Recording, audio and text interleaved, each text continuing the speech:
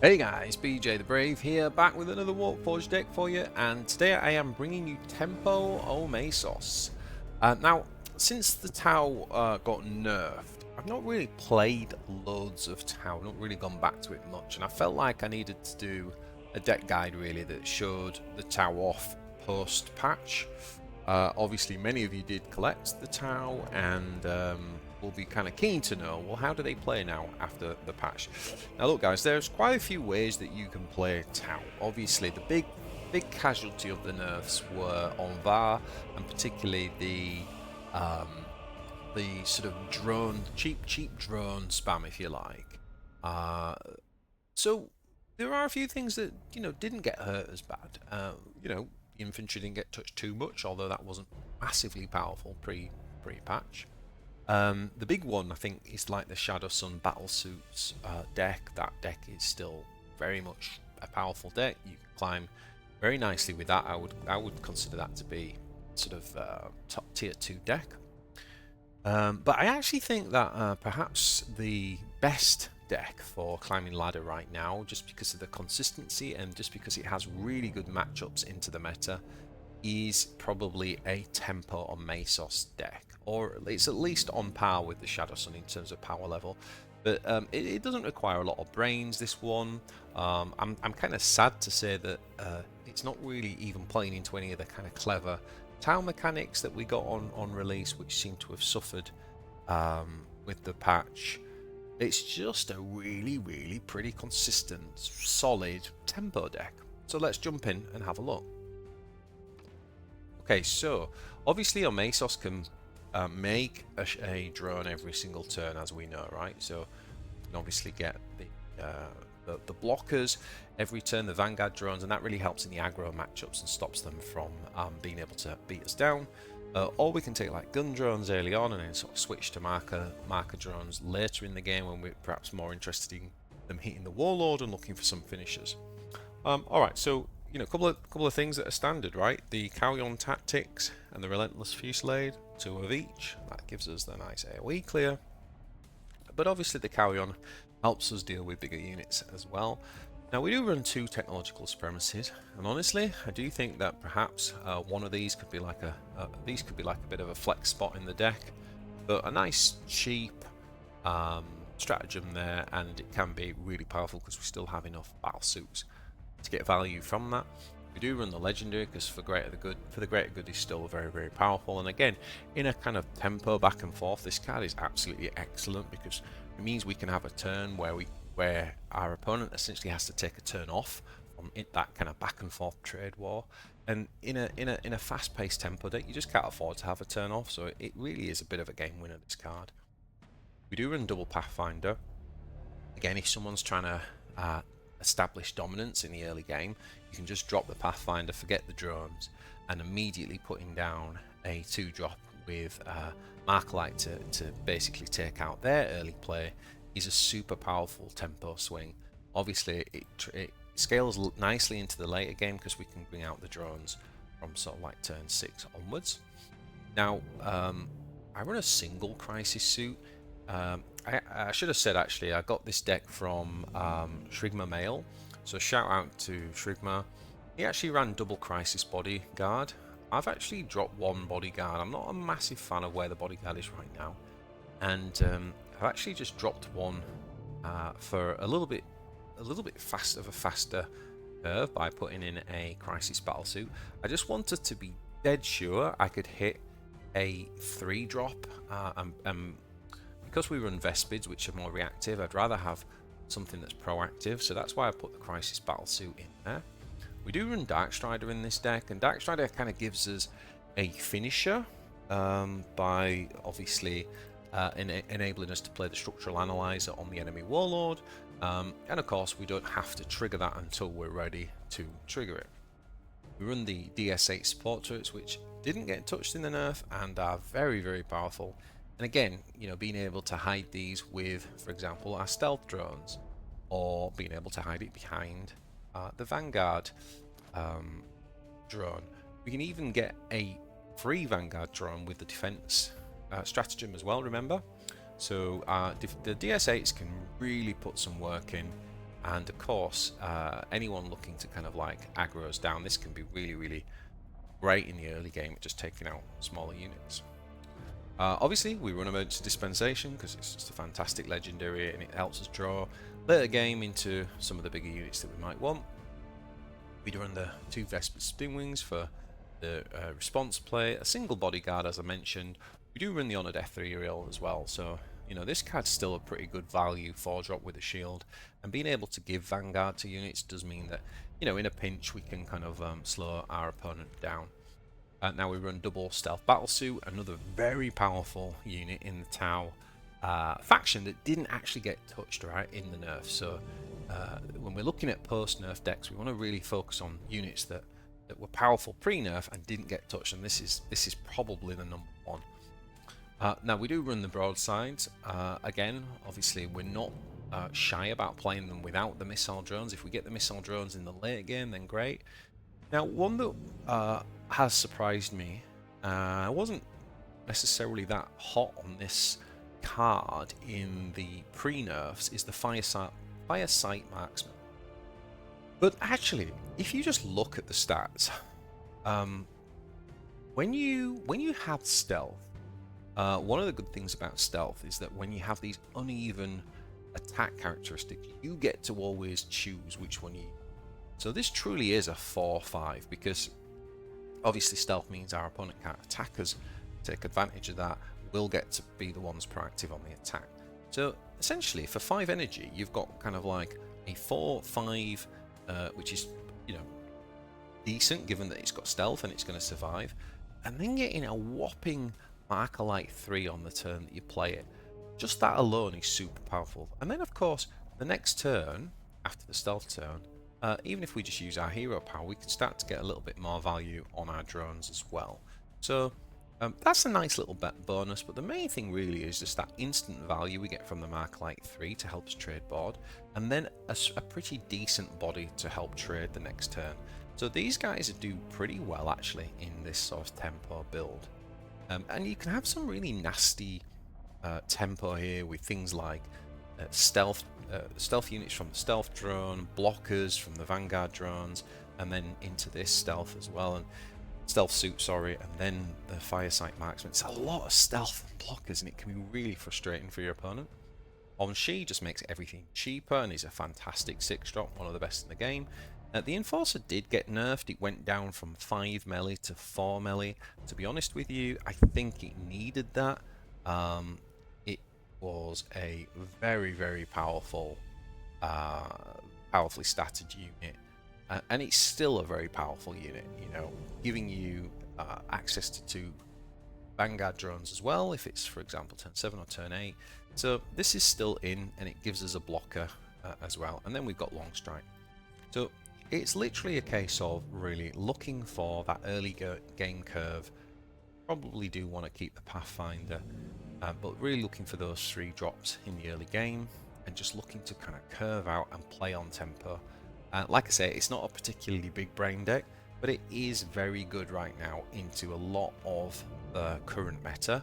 So if you just want a deck that you can kind of like not overthink about and climb ladder pretty well, I think this is up there with one of the best for doing it, to be honest.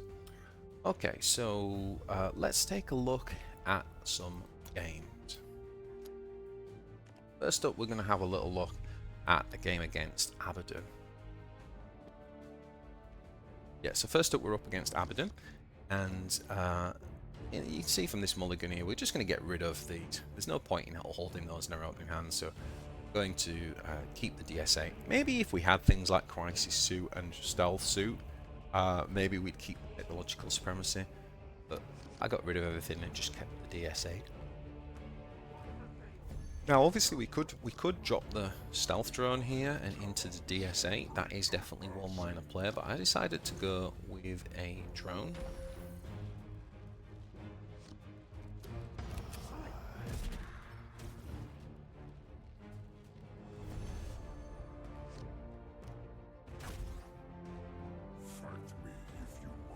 This is a little bit risky because the Abaddon does have some pretty good melee flankers.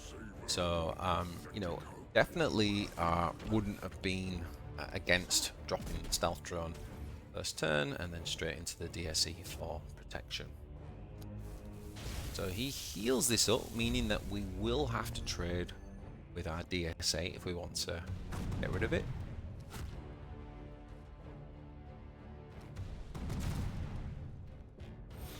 Which of course we do, and then we just drop the stealth suit. So you can just see again, really nice tempo.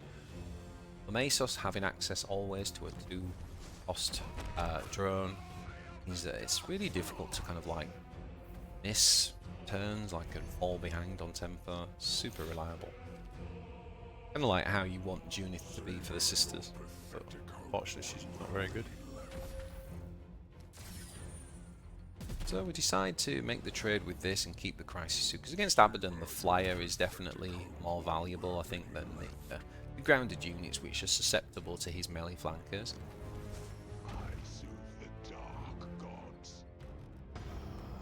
Serving the Dark Gods indeed. So he's trying to machine gun us down. Gets a bit unlucky as it hits our Mesos. I think I thought for a while about whether I should trade this or kind of just do something fancy with like Marker Light, for example. But in the end I decided to just trade it. Not in a rush here. And it also means that I can play it on curve and I can drop another drone. Now we switch to kind of like the marker drones. It's something I quite like to do, is to start early with gun drones often and then switch to either markers or vanguards depending. Gun drones are very effective in the early turns, that's why dealing 2 damage is really helpful in killing early minions. In the later game that 2 damage isn't as effective, whereas a marker light can be much more effective because multiple units can benefit from it. So again we're just going to drop Crisis suit, getting the value from this, and the marker means that we can kill that instantly, so that's nice. I actually think, are we going to go ahead and, yeah, I think we actually go ahead and drop Darkstrider here, protect this, which obviously would have been taken out. Now we are a bit susceptible to Traitor's Hate, and there we go, he actually had it, which is nice. Him. And he's going to go ahead and make any future units have vulnerable, sorry. We were made to conquer the galaxy. I'm going to put that on. And I think we just attack with a melee here, yeah, and we're going to actually save the 2.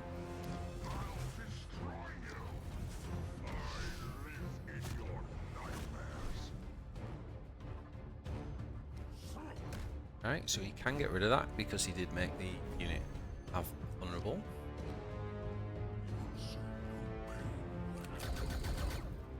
We're going to just basically slam Longstrike here.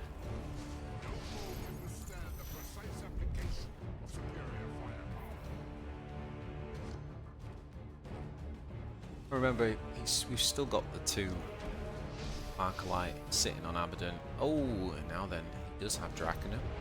So that will allow him to get rid of Longstrike for sure.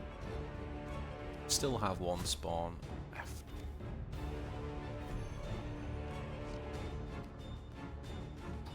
This is a good turn where we think we don't have like a great hand here, so we can use our Emergency Dispensation. We just find the Enforcer Battlesuit. Very nicely timed.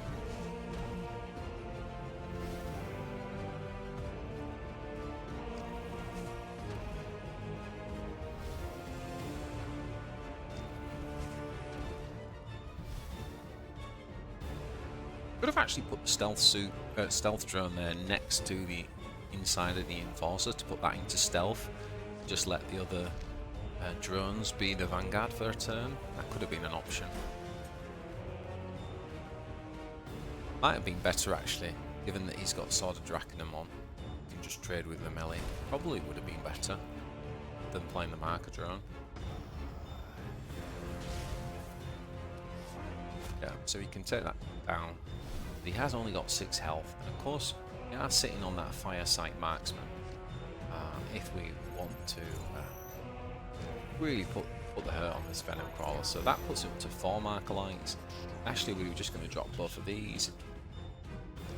So now it's up to 6, now it's up to 8 Marker Light, meaning that a single drone can kill that. especially because we're going to hit him with the Fusillade as well. This is Lord down to 2. That can just trade in now and kill the Venom Crawler for 1, and we can finish him off with a Lord. GG. Okay, so again, nothing to write home about, just really consistent tempo. Build there, and then we're going to go Barrow.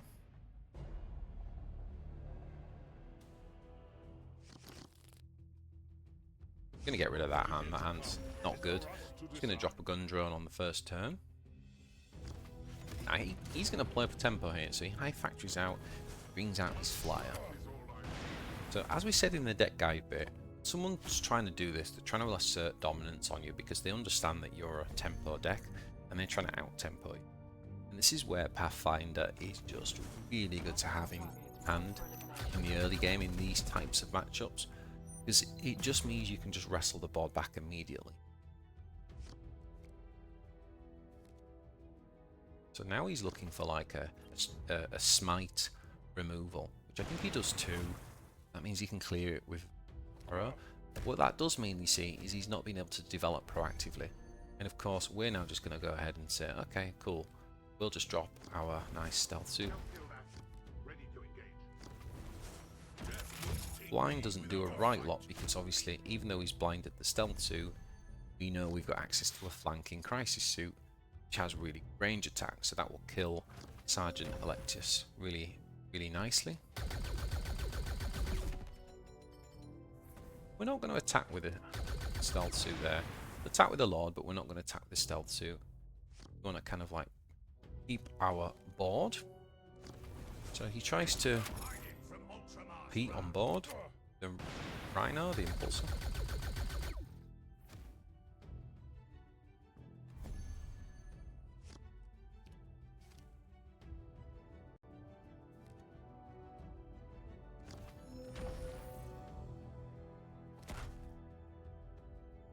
I made a slight mistake here because I think I actually would go ahead and play the Greater Good, in which case I should have played that first just so I took a little bit less damage base. Yeah. So what we're kind of doing here is a bit of a risk. We're sort of gambling on him not having Storm Raven. Also, he's got other things, right? He's got things like point blank shot as a Marine player. There we go. He hasn't got the Storm Raven, but he's got the point blank. So it's not the greatest Greater Good. It's all right. And plus, we forgot to put it on before we attack. So not a great use of it, to be honest. Because he's only got 2 range, we decide to just trade that with a Markerlight with our Lord, and that means we can put more damage to face, which keeps us a bit ahead in the race, and we can still deploy one of our drones as well, which, don't forget, drone's now going to benefit from the Marksman, and as you saw there, it just went up to an extra +1 range attack, so it's pretty cool.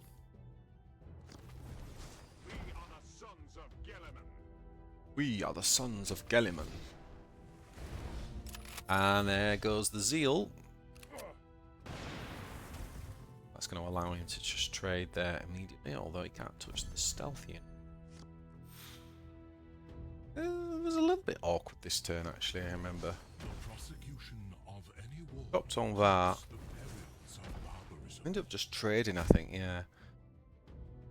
I know, we ended up trading the melee so that we could trade melee and keep this alive. Okay. So I took 4 damage to face in order to pull that off. Okay, so he does get the hard removal, but he's only got 3 energy left. I think he's going to go with a smite here. He's got his big 4. Try and finish off the crisis suit. Of course, the thing is, he is taking 4 back, so he's still down on life. But he's done a good job at keeping up on the board for sure. This is when I really like to play this card, right? So we go with Darkstrider here. Go right, we can put 2 drones down. Just slam Darkstrider. Give us a essentially set up like lethal.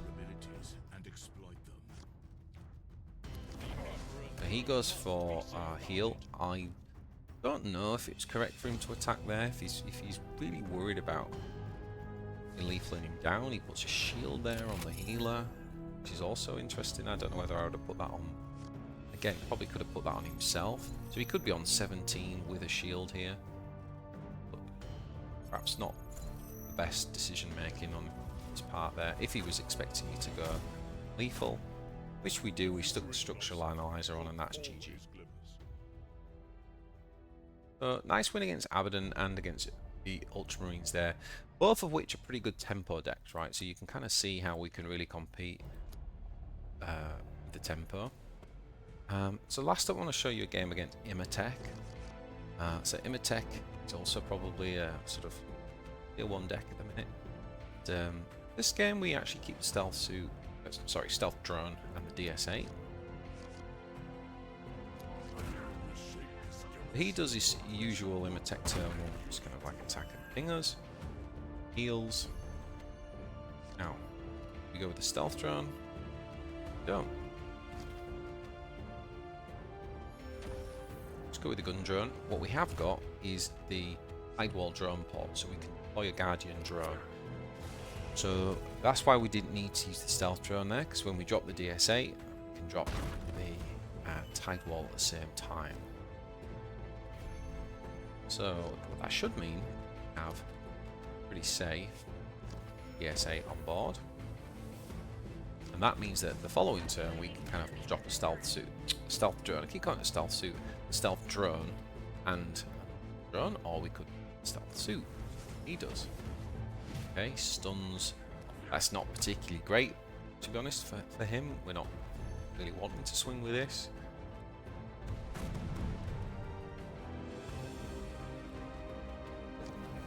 We'll actually go with a Pathfinder.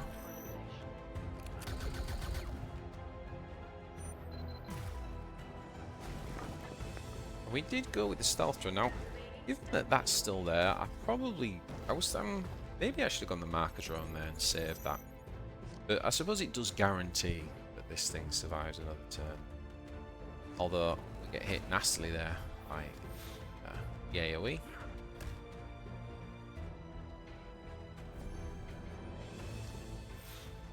One thing we could do here is drop another DS8 with a blocker drone.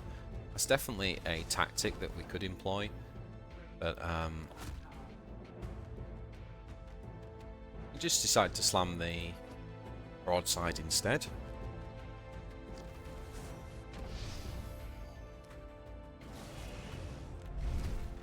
She responds with a doom scythe. Does take 3 damage from Imotekh in order to clear it though. Again, he's not developing the board there. So it's just doing its thing, pinging away. I think this is where we perhaps drop a Vanguard. We've obviously seen an AoE already, and this time we go with the stealth suit just to set up a flanking option for next turn. Oh, and another Sky Assault. Okay, double AoE played. Probably mulliganed quite well for that, I imagine, knowing he was against Mesos. So we're down to 13 health. Do hit him for 5 there to try and even that up a little bit.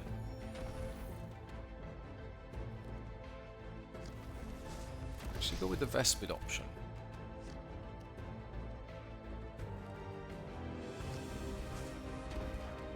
I think that was to play around his Imotekh flanker, right? Because it's 2 flyers.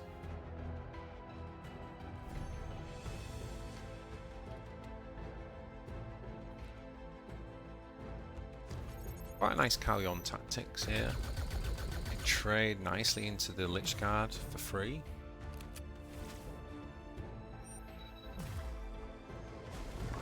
It also means that with the other Vespid, we kind of completely clear this board.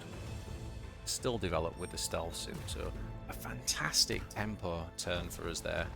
You know, looked like he'd set himself up with a nice board, and just shows how much this deck can do in terms of that. Oh, and he even goes for the early Tomb World. Puts that board back in place. Yeah, it's got us pretty low on health. similar to what we just did, really. We can do it again now with the Firesight Marksman.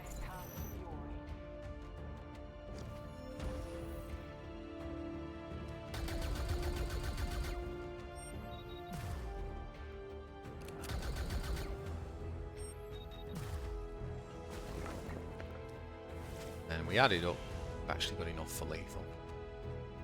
So again, when you get into the late game, you want to be definitely making sure you're not missing lethal, just counting it up at all times, noticing when you've got it.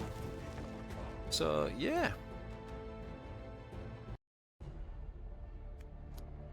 Well, I think, guys, this is a pretty nice deck, like I said, for ladder right now. Really nice combination of tempo, of stealth. We all know how good stealth mechanic is.